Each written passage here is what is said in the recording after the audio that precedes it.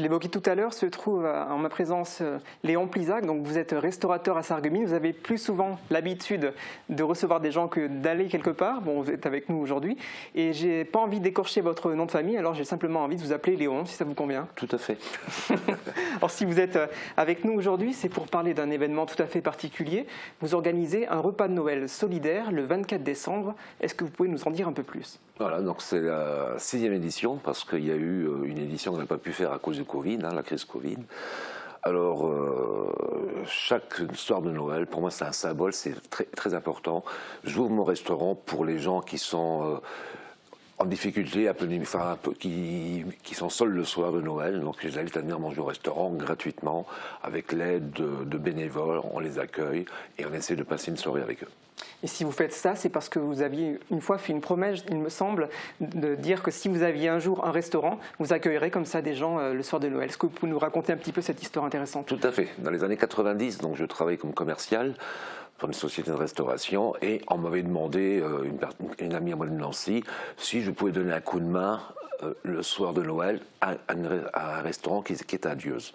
Je dis, il n'y a pas de problème. Donc j'ai été dans ce restaurant, c'était le restaurant chez Antonella. Et le soir-là, elle accueillait, donc le soir de Noël, plus de 100 handicapés. Et c'était vraiment la magie, une magie de voir tous ces gens-là. Donc j'ai œuvré, j'ai préparé le repas tout seul, parce que le cuisinier était malade le jour-là, donc ça tombait bien que j'étais présent. Et j'ai fait la promesse à Antonella, le jour que j'ouvre un restaurant en France, je ferai la même chose. Alors j'ai commencé à ouvrir un restaurant, d'abord je suis arrivé en France, après mon travail dans les croisières, j'ai ouvert le restaurant à Rayons-Villers, et loin de tout, c'était difficile, mais l'idée me venait déjà pour pouvoir faire le soir de Noël. Après, donc, je me suis rapproché à Sarreguemines, donc j'ai racheté le restaurant de la piscine en 2016. Bon, en 2016, c'était en octobre, l'ouverture, donc très difficile de penser à Noël. Et en 2017, une fois que j'étais lancé, j'ai dit, je vais mettre ça en place. Et je l'ai fait. Et depuis, je continue. Et je crois qu'autour de vous, il y a plusieurs personnes qui sont là pour vous soutenir, pour faire des dons.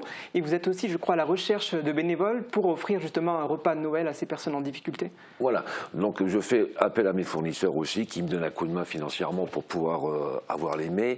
Ensuite, je fais appel à des bénévoles. Mais là, je vais lancer une annonce sur ma page Facebook du restaurant, donc il y a déjà des volontaires déjà. Et ensuite, je fais appel aussi donc, aux gens qui m'aident à faire la magie de Noël, c'est-à-dire, comme l'année dernière, comme chaque année, ils me ramènent des cadeaux et on organise avec un Père Noël, une tombola, et tous les gens repartent heureux. Et qui va pouvoir bénéficier de ce repas solidaire ? Alors cette année, donc, il y aura 18 résidents de la résidence Lady Guggenheim, donc ils se retrouvent seuls le soir de Noël. Eux, ils viennent chaque année. Donc là, cette année, l'année dernière, j'en avais que 9, mais là, cette année, j'en ai 18 qui sont invités. Et ensuite, j'ai fait appel à Cap Emploi pour inviter des gens qui sont en réinsertion professionnelle, enfin, dans le monde du travail, qui reprennent le travail. Et il y aura des familles qui vont venir, une vingtaine à peu près. Et qu'est-ce que ça vous apporte, personnellement, le fait de faire ce type d'événement ? La joie. C'est tout. Et tous ceux qui ont participé déjà dans ces réveillons ont eu la même chose, la joie de faire quelque chose. Et ensuite, c'est la magie de Noël, c'est tout.